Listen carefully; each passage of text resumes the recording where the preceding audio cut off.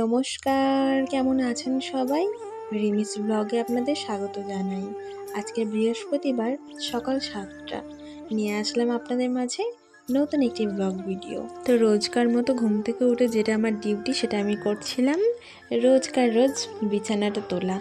তো অনেকে দেখি ঘুম থেকে উঠে বিছানাটা তোলা বাদ দিয়ে আগেই ব্রাশ ট্রাশ করে নেয়, তো আমার সেটা ভালো লাগে না, তাই আমি ঘুম থেকে উঠে বিছানাটা তুলে নিই। আজকে না আমাদের এদিকে ওয়েদারটা একটু ফুরফুরে, হয়তো বা কিছুক্ষণ পর রোদ উঠতে পারে। যাক বাবা, এবার একটু শান্তি লাগবে।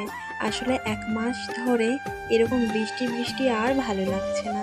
রোদ উঠলে একটু রোদের সামনে গিয়ে বসে থাকবো কিছুক্ষণ। আমরা কি সবাই স্বার্থপর? আমি না মাঝে মাঝে বুঝে পাই না। বেশি বৃষ্টি হলে বলি রোদ চাই, আবার বেশি রোদ হলে বলি একটু বৃষ্টি চাই। আসলে আমরা যা চাই তা আমরাই জানি না। তো দেখো, আজকে সকাল সকাল মা জলখাবারে লুচি আর আলুর দম করছিল, আলু পটল সয়াবিনের দম। তো সেই মতো মা লুচিটা ভালো করে ময়াম দিয়ে মেখে নিয়ে বেলতে শুরু করে দিয়েছিল, আর এইদিকে আমি আলু পটল ভালো করে কেটে নিয়েছিলাম। দেখো, বলতে বলতে মা লুচি ভাজতেও শুরু করে দিয়েছে। আর এত জোরে বৃষ্টি শুরু হয়ে গেছে না, আমি তাড়াতাড়ি করে ছাদে চলে গিয়েছিলাম। মনে করেছিলাম আজকে বৃষ্টি হবে না, তো সেই কিছুক্ষণ পর বৃষ্টি চলে এসেছিল। তো জামা কাপড়গুলো আমি তুলে নিচ্ছিলাম, তারপরে নিচে চলে এসেছিলাম। আসলে আমরা যেটা মনে করি তা তো সবসময় হয় না, তাই না? তো সকালবেলা উঠেই আমি ছাদে যেতে একটু বেশি পছন্দ করি, সেটা তো আপনারা জানেনই। আর এইদিকে দেখুন, এই সুন্দর গাছটা কি সুন্দর বেড়ে উঠছে। আচ্ছা, এই গাছটা কি গাছ? আপনারা কে কে পারবেন একটু কমেন্টে বলে দেখান। আমি জানি আপনারা সবাই পারবেন, কারণ এই গাছটা সবারই চেনা। আর জবা গাছটায় অনেক দিন পর আবার ফুল ফুটলো।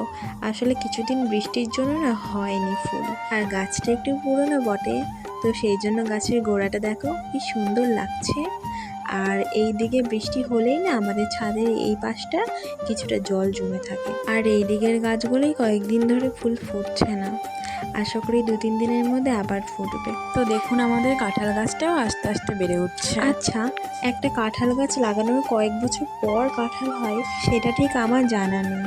আপনারা যদি জেনে থাকেন কেউ, অবশ্যই আমাকে একটু কমেন্টে জানাবেন। আর এই দিকে দেখুন, হাওয়া দেওয়ায় সজনে গাছগুলো কি সুন্দর লাগছে। আচ্ছা, আমি তো বললাম সজনে গাছ, এটা সজনে গাছ নাকি নাজনে গাছ একটু কমেন্টে জানাবেন। আর এইদিকে দেখুন, টালির ছাদটা জুড়ে একদম কি সুন্দর কুমড়ো গাছ হয়েছে। আর নিম পাতাগুলো দেখে মনে হচ্ছে কি এখনই পেরে নিয়ে গিয়ে নিম বেগুন করি। তো কি আর করার, সিজনেই তো সব কিছু খেতে হয়, তাই না? আর এই দিকে দেখুন, আমাদের বাড়িতে একটা পুচকি সোনা চলে এসেছিল। আজকের ব্লগটা এতটাই। সবাই ভালো থাকবেন, সুস্থ থাকবেন, আর নিজেদের খেয়াল রাখবেন। দেখা হচ্ছে পরবর্তী ভিডিওতে। ভিডিওটা ভালো লাগলে একটা লাইক করে দেবেন। ধন্যবাদ।